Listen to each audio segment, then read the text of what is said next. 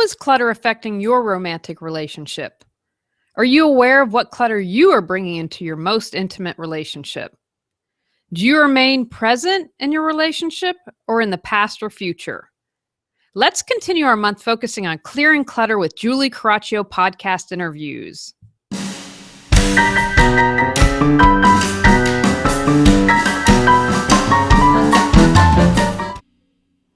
Are you overwhelmed by clutter, looking to organize your life? Do you feel stuck and are ready for a change? Every Tuesday at 1 p.m., join award-winning professional organizer and coach Julie Coraccio on clearing the clutter inside and out as she supports you in navigating the waters of decluttering your life and getting organized. Julie thinks outside the box and examines clutter in all areas: physical, mental, emotional, spiritual, energetic, and more. Ready to live a more joyful and fulfilling life? This month focuses on interviews I have done on other podcasts. Sometimes it takes hearing something in a different way or by asking a different question for that aha moment. Have an aha moment from one of the interviews? I'd love to hear it. Mission Date Night is a weekly podcast that is metaphysical advice for couples in love that is intimate, fun, and playful. Doctors Janelle and Rob Alex host this podcast. I enjoyed talking about how clutter can be causing chaos in relationships. The year 2010. Power couple, Doctors Rob and Janelle Alex, started an underground organization to help the status of relationships all over the globe. Now, they are enlisting your help as Mission Date Night agents. Will you accept your mission? Hey everybody, and welcome to Mission Date Night. Today we're going to be clearing the clutter. Yes, we're going to get it out of there. My desk needs it. Yeah. Got some sticky notes on it right now. And a few other things that need to get done. I'm like, I need to declutter my desk. However, today we're going to be talking to Julie Coraccio, and she is a professional organizer. Yay. But guess what? We're not just going to be talking about clearing out your closets and clearing off your desk. We're going to be talking about what decluttering your relationship really looks like and how decluttering all around you helps your romantic relationship and even your romantic relationship with yourself. Sure, that could be the case, but definitely the relationship with yourself anyway. So welcome, Julie. Welcome, Julie. Thank you for having me. I'm thrilled to be here. And we are super excited to have you because there's definitely times we could stand to declutter. We all could, I think. So could you give us a little insight? How does decluttering, or rather, should I say, how can we declutter our relationship? How does this work? How does this have an impact on our relationships? Well, the first thing I'd like to say is I look at clutter from a different perspective. I look at all types of clutter: physical, mental, emotional, spiritual, and energetic. And so I always ask people to examine what relationship clutter are you bringing in? Because so many times we get focused on the physical. You know, you talked about your desk being full of clutter, and that might drive your husband nuts. But are you bringing in something like jealousy? You're jealous maybe of your husband's friend or a skill your partner has. Or are you bringing in mental clutter? Is your head always buried in your iPad and you're not really engaged in conversation with your partner? So to me, it's about looking at all the different types of clutter that you bring in your relationship. And, you know, you interview a lot of people, and I'm betting that more than one person has said financial issues are an area of strain in relationships. Most people have about $15,000 in credit card debt, but over 7,000 items hanging around the house collecting dust that aren't being used. So that's just an example of another way that clutter can cause friction in a relationship. Yeah, I mean, that's one of the things that I do teach sometimes is how to kind of declutter your money. And the impact it has on you, again, personally and your relationship, it's huge. But even what was jumping into my mind this morning is sometimes it can be the stress or strain of a client or customers, or if you're employed by, employed by someone else, then just coworkers or your employer, your boss maybe is bringing some stress in. So that becomes cluttered because your mind is focused on some of those things, and you're not able to then solely focus in on yourself and your relationship. I love that, because what I'm going to bring that back to, and this is one of those points that I love to hammer home, live in the present moment. Your point of power to change is in the present moment. If you're hanging out at home and you're focused on your work, you're not present. Yeah. You're in the future. You know what? You can't control the future. We as human beings like to think we're in control and we're not. So an example I would use, if you're worried about your boss or he's giving you a harder time, point of power to change is in the present moment. What can you do to make that situation better? And if you're spending your time in the past worrying about what your boss said yesterday or what he could say tomorrow in the future, you're not really present. And so I encourage people, if you're with your partner, your focus is on your partner. Now, this is be a great bonding moment. Honey, this is what's going on. How do you think, what are your suggestions on how I could handle this? Or you say, I'm really stressed out right now. This is how I would like you to support me. Mm-hmm. Yeah. Yeah, I find that fascinating because as we're talking about clutter in relationships, I see how many walls we build up between our partner and ourselves, just on basically what you just said, that we don't ask their opinion, we don't get their input. So instead of keeping that wall down, we build it up and like, I'll just deal with this myself. And I think you bring up such a great point there. But I think that our past so many times, and I like to say often dig deeper, because most of the times when I work with clients, the clutter, even if it's physical, because whatever is going inside in yourself is reflected in your outside environment. I can walk into a home and have a good sense, is there depression going on? Is there anxiety? And so as you work on either of those, you clear clutter in all areas. But something that might have a boyfriend did to you 20 years ago, you're bringing that baggage into the current relationship. But if you're living in the present moment, then you don't bring that in. Well, that's so interesting. And of course, everybody always tells me I'm so organized in all the work that I do. And I've heard that so many times, right? And then I go back and I look at my desk and I go, I don't see it. Well, but you're not alone. But I find that, I'll tell you a funny story. I had a job once and I showed up and a woman said to me, I had an organizer I'd hired before you, but the day she showed up, she had one black shoe and one brown shoe on, and I knew it wasn't going to work. So that you can be a professional organizer and be disorganized or have a ton of clutter in your life. I mean, that wouldn't surprise me. Yeah, that's funny. I've never done that. I don't think I've ever had two different shoes. We're good. Not on purpose, I haven't. No, I never have. Well, not on purpose. Of course, not on purpose, but like that I haven't done.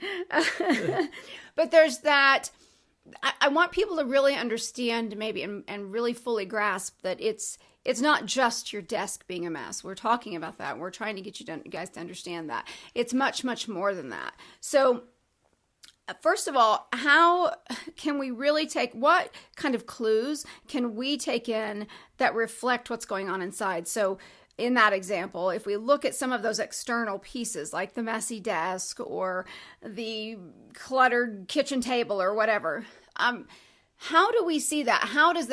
What is that really reflecting from within us? Can you give us some idea there? Sure. Well, I'm gonna try to give some concrete examples, but first I want to point out clutter is a delayed decision. So if your desk is cluttered, you're just, I don't want to deal with it now. Don't want to make a decision. Because if you knew, okay, this goes here, I need to file this, I need to take action on that. I had a client once, she had a stack of papers, not on a desk, but it was probably 2 or 3 feet tall. And so I said, okay, what's going on with this pile of paper? And she said, oh, I'm going to be sending those articles to people. And I said, okay, well, how long, if you take a clipping from a magazine, say, or send a picture to someone. And I said, well, okay, well, how long have we had this pile? Oh, 2 to 3 years. So we engaged in a dialogue and I kept asking her questions, and what it boiled down to, and this is what I want to say, we all have the answers within. People like what I do and what you do, we reflect that back to others. And so what she was able to articulate was, I'm afraid that if I don't keep in touch with people and I don't send them articles, then they won't love me anymore. As soon as she was able to articulate that, she's like, oh my gosh, that's false, and was able to let it go, and we recycled the entire stack. That's really cool. So I'm thinking, when I look at my messy desk, and it's not like horrible, it's just got, mainly it's where I've made notes to myself, my sticky notes. And other than that, I live by my Google Calendar, but then that's with me all the time. It's on your phone, it's everywhere you go. But there's just some of those things that it's like, well, I don't have time. I don't know where I really want to put it right now. And I feel like if I go take the time to do that and put it in a specific place, and I got to, or take this book and walk into the other room and stick it on the shelf, then I'm like, wait, I'll just do it later because I've got so much to do right now. That's where, for me personally, that's what jumped out to me when you said that, because I go, oh, because I'm so busy. Okay, I have a couple thoughts on that. First of all, I'm a huge fan, whether you are a app person on your phone, you like to have a to-do list, you write it down. I'm looking at my to-do list now, and I have professional on one side and personal on the other. We are in our annual decluttering purge. So every year, I go through everything that we own. Oh, wow. So once you do a big annual purge, then it's a lot easier. So it hardly takes me any time at all. But I write it down. It is on my to-do list, so I have to do it. The problem is, I'll get to it later, but we never get to it later. We never write it down. And so that has to be part of your daily routine. If it's 5 minutes at the end of the day, then you do it. And the other place I challenge you, and you say, I don't have enough time. I want to know how much time you were on Facebook. How much TV did you watch this week? Because a lot of times people say to me, I teach a class and I hear that all the time, and I want you to challenge yourself on that. Where do you have that 5 minutes? Because I'm betting that you can find it. And, Rome wasn't built in a day, right. And clearing your clutter is not going to be gone in a day. So if you can only spend 5 minutes a day, that's okay. But guess what? At the end of the week, that's 35 minutes, and that will add up to something. Yeah, and I want to say, too, because, I do... Rob and I have a tendency to put ourselves out there like, hey, when we're talking to our guests, and we were like, here we are, transparent, and we'll let you work on us. But for me, I can look at my desk and go, in 5 minutes, mine would be completely cleared off and all perfect and neat and tidy, because I don't have that much, but it does still feed this icky energy, for no better term. It feeds this, and this chaotic feeling when there's 6, 7, 8 sticky notes and a notebook and some pens not stuck in, put neatly over to the side, and I plop my phone and my glasses down over there. And so it's not as neat and tidy now, and it doesn't feel as nice. Oh, I love that you mentioned that, because I believe there's energetic clutter on many different levels. And the reality is, if you have that cluttered desk, you can't think as clearly. And I will have creative people say to me, oh, but I know everything is. There's a rhyme and reason to that. And I'll say, okay. But I'm always going to fall to the side that when you have everything in some type of order, then you're going to be able to think better. If you have a lot of projects going on, I'm a huge fan of one of those mail slots that you see in a lot of offices, like the little cubbies where people would get their mail. Because if you have, if you're a writer, put your and you have, I've got this idea, then put it in each little project in a cubby hole. So it's cleared, it's not cluttered, and it's organized. Are you feeling stuck? Does your mind always seem to go a million miles a minute? Can you easily navigate the ups and downs of life? The journey of 1,000 miles begins with one step. As a lifestyle coach, Julie supports you in your self-development and well-being by showing you how to declutter your life. She considers herself a CPO, Chief Possibility Officer, because our possibilities are endless. Ready to take the next step? Schedule a free 30-minute consultation. Learn more at reawakenyourbrilliance.com.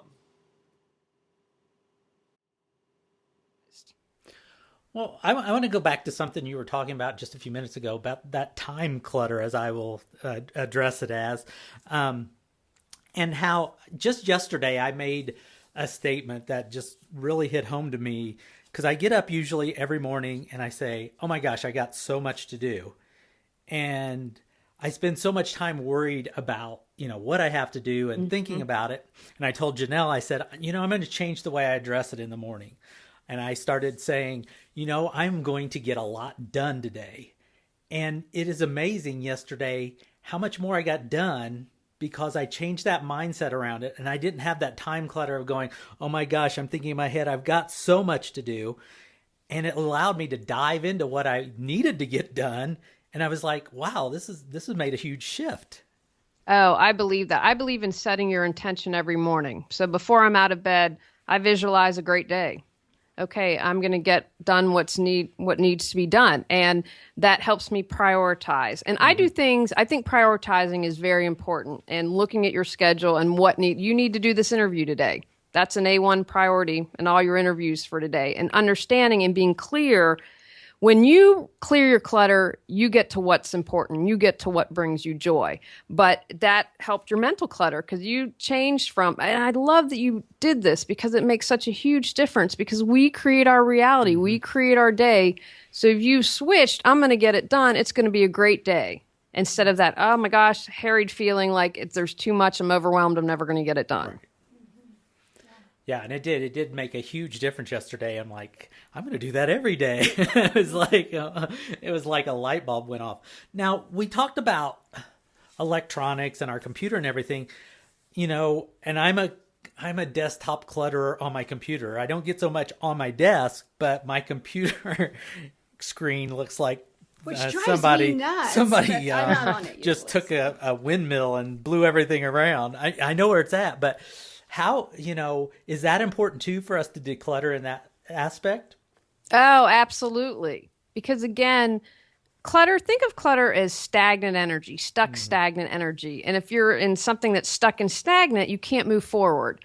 So I view clutter as anything, again, that's not allowing you to create the life you choose, deserve, and desire. That's why I'm so passionate about this, because if we clear the clutter, we can do what brings us joy. And if we're all living in a joyful world, think about how wonderful that would be. Nice. Yeah, now, absolutely. A lot of this we've been talking about individuals, but in a relationship situation where you're having to deal with somebody else's clutter, if you will, whether it's physical, mental, emotional, what have you, how can we work together to clear that clutter? Do you have any tips for that? Sure. Interesting. I just worked with a couple recently. And what I do when I work with a couple or a family, I lay down ground rules. So for instance, no shaming, blaming, or judgment. And because if you start off with that, you're going to start off in a good place. And when I set the tone, okay, we're not going to argue. We're not going to blame each other. We're a team. We're going to approach this from a team. So I have people look at individually what's going on. So this couple I worked with recently, they're really funny because the husband's like, I don't like to throw anything away. And my wife likes to buy a lot of stuff. So we're the perfect clutter storm. So it's like, okay, look, you don't like to throw anything away. So let's dig a little deeper. I'm always about that. What is your clutter about? And if you work on yourself and look at what clutter am I bringing to the relationship? And then if you each do that, then you're able to come together.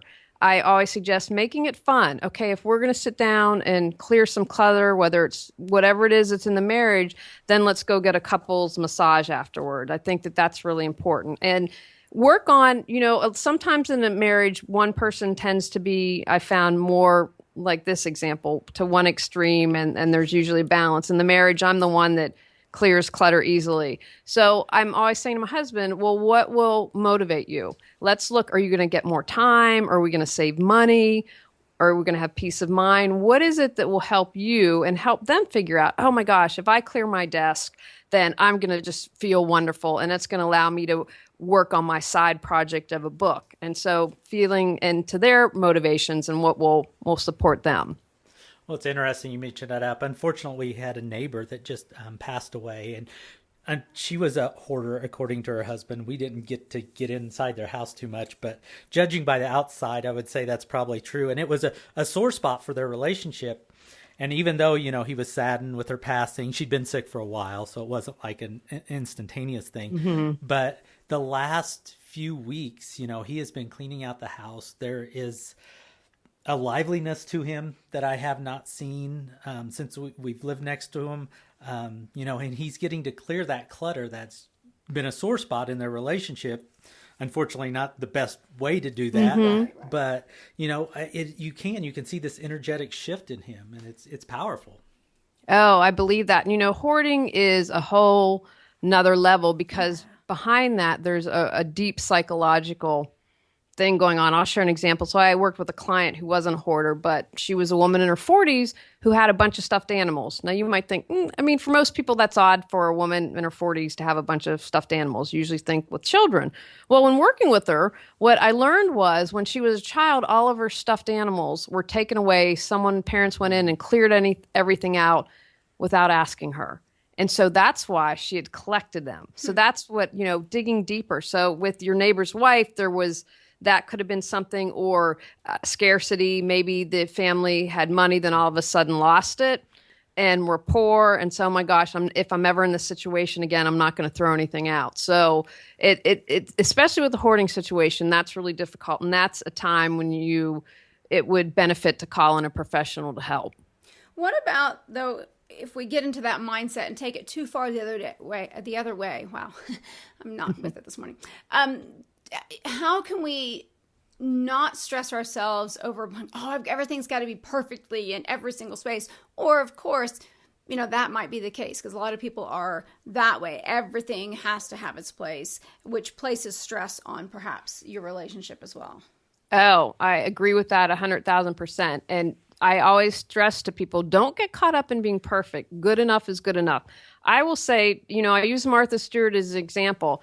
It's all fine and dandy, but Martha only sleeps 4 hours a night. Martha has a staff. Martha doesn't have small kids. So I don't believe for most of us that it's realistic. So that's a good point that you make. Like when I was networking once, someone said, only touch a paper once. Well, you know what? Life happens, and sometimes you have to touch a paper more than once. And so don't get caught up in that. And what I like to say, if you walk into my house, it feels nice. People want to be here. If someone says to me, Julie, I can save you $1,000 on insurance. I'm like, well, hold on one moment, because I'm going to grab my insurance policy right now. I can find what I need when I need it. Mm-hmm. But it's not like my files are so strict that I just have a generic insurance one. Okay, well, that's what we'll pull out. We're not going to have it filed so crazily that it takes me more time to find it and upkeep it. It's about being good enough. Don't get caught up in being perfect. I think that's such an important point to make, because there can be that piece as well. Or, okay, one more thing then. We get to this place where we have decluttered the material stuff, some of the emotional clutter has been decluttered, or the spiritual piece, or any of those things. How do we then do it again? Because that is one thing when I look at the physical aspects of things. I'll clean things up and then bam, it starts to collect again. How do you advise people to get into the practice of making it become a habit, a good practice? First, like I mentioned earlier, write it down. It's got to be part of your daily routine. And life happens. If I had surgery unexpectedly. It was in the fall. I didn't worry about some things for a month. I'm like, I've got to recuperate. I've got to recover. I'll get to it when I do. But I was going to get to it. So if you don't do it in the week, then you know what? You spend a half an hour Saturday morning before you go to the gym or before you go and get your morning coffee. You commit to doing it. It's like anything. The more you do it and you use that muscle, the easier it will become. And again, once you've done what I consider like a real clearing of clutter and gotten organized, it's much easier to maintain it, but you have to maintain it. If you always are buying and never letting clutter go, you're going to have a full garage in no time at all, or you're going to have a full bedroom. You have to maintain it. That's super important. Yeah, I remember one of the business coaches I've worked with, that was something she took 5 to 10 minutes before she quit work for the day, mm-hmm. and everything went back. She got it all off of her desk. That was the big key. And so I think that's a great piece too. And it's not just, again, everybody remember, it's not just the physical stuff that is the obvious. It's that stuff that you can't see. And so we have to work on that. And I think it was, I don't know if it was a Mission Date Night guest or an Authors Talk About It guest, but we just had that conversation the other day of, well, hey, Janelle, do you and Rob clear your energy and cleanse yourself in that sense after every single interview? Because our interviews are mm-hmm. typically back to back on Tuesdays. Mm-hmm. And I said, no, I have a tendency to do that after I work with a client. And I can't speak for Rob, and at the end of the day, I will do that. I hadn't considered really, for whatever reason, I hadn't thought about doing it in between, even when there's seconds, sometimes in between interviews. So today would be the first Tuesday since that conversation. So I'm going to be trying to practice that and just see if I feel a difference, or especially if we happen to have an interview that for whatever reason, if the topic was deep or whatever the reason, but I feel like I need to, mm-hmm. or maybe we were so high energy that I need to settle back down, or whatever the case may be. So just to clear that and declutter, if you will, some of that. So it'll be an interesting experiment to work on. Oh, I love that you're doing that because people's energy can definitely get into our field and we can feel that. Yeah, that's a whole nother conversation, but yes, it's very true. It's an important one to learn as well. So, Are you feeling stuck? Does your mind always seem to go a million miles a minute? Can you easily navigate the ups and downs of life? The journey of 1,000 miles begins with one step. As a lifestyle coach, Julie supports you in your self-development and well-being by showing you how to declutter your life. She considers herself a CPO, Chief Possibility Officer, because our possibilities are endless. Ready to take the next step? Schedule a free 30-minute consultation. Learn more at reawakenyourbrilliance.com.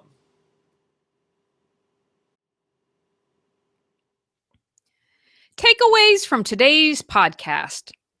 What clutter are you bringing into your relationship? Physical clutter, emotional clutter like jealousy, or mental clutter by always being focused on your iPad or smartphone? Live in the present moment of your relationship. That is your point of power to change. Be present and don't focus on past hurts or future concerns. Lay ground rules when decluttering. No shaming, blaming, or judgment. Make it fun. Enjoy a reward after you have cleared clutter. Struggle with a partner that's a clutter bug? Ask your partner what benefits they will receive when they let go. Julie, how can everyone find you online? They can go to reawakenyourbrilliance.com, and I also have a podcast, Clearing the Clutter Inside and Out, which you can find everywhere. That's fantastic. One of the other things that we like to do, Julie, because we play a little bit with the spy theme, obviously, it being Mission Date Night. So we want to put you on the spot here, which you're not going to have any problems with this. But what mission would you give to our listeners today? One simple mission that they could handle today, right now. I want them to clear the clutter in any area they choose. Physical, mental, emotional, spiritual, and energetic. 10 minutes today clearing some type of clutter. Excellent. I love that. And I just want to say, not that because I have Rob here, so when he was talking a while ago, I started picking all the sticky notes up. And my desk is not 100% cleared off, but it's about 90% cleared off now. And so, excellent. And from my standpoint, it's brighter. It's more inviting. It's amazing how that works. But see how easy that was? You can, not that I encourage people to multitask because that can be cluttering in itself, but just as a really quick moment, I said, wait a minute, boom, and it's cleared off. Yeah, so it can be done. It can be done, I promise. I'm telling the truth. So everybody, your mission, should you choose to accept it, is to find one area. It doesn't have to be anything huge. It can be your desk, or maybe it's just the bathroom sink. Who knows? But clean that off. And start with that, and then you can move forward from there. Make sure you check out reawakenyourbrilliance.com. And of course, check out Julie's podcast, Clearing the Clutter Inside and Out. It's so important, more than you even realize. I know we all get that, but we want you guys to get that because it really, really is. And of course, subscribe to Mission Date Night Podcast. Yeah, do it. Don't want to miss that. We've got to get out of here for today. So Julie, thank you so much for hanging out with us.